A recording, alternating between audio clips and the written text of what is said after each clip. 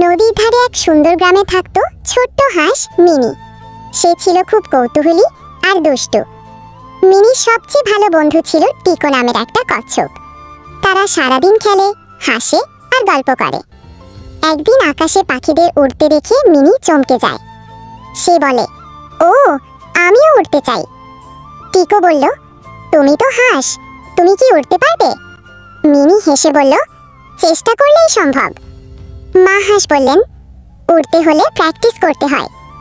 Mini চোখ বড় করে বলল, আমি প্রতিদিন করব। সেই দিন থেকেই মিনি প্রতিদিন ডানা ঝাঁকায়। গাছের নিচে দাঁড়িয়ে সে একা একা প্র্যাকটিস করে। প্রথম দিনেই সে পড়ে গেল, কিন্তু সে কাঁদল না। উঠে দাঁড়িয়ে আবার শুরু করল। দিন যায়, রাত যায়, মিনি হাল ছাড়ে না। টিকু প্রতিদিন পাশে থেকে সাহস দেয়। এক সকালে হঠাৎ মিনি একটু উপরে উঠল। টিকু চিৎকার করে বলল, তুমি পেরেছ। মিনি উড়ে উড়ে নদীর ওপারে চলে গেল। তার মুখে হাসি, চোখে আলো। পাখিরা তাকিয়ে অবাক হয়ে গেল। তারা বলল, ও তো হাঁস, কিন্তু উড়ছে।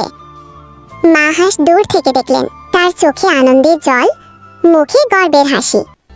মিনি আকাশে ঘুরে ঘুরে নাচল। সে বলল, আমি ভয় পাইনি, হাল ছাড়িনি। পাখিরা বলল, তুমি সাহসী, আমাদের মতোই বন্ধু তুমি।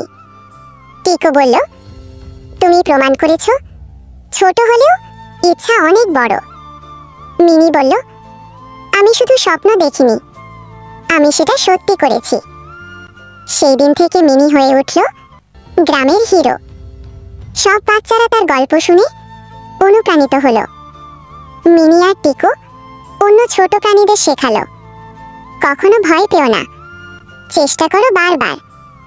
গল্পের শিক্ষা, হাল ছেড়ো না, সাহস রাখো।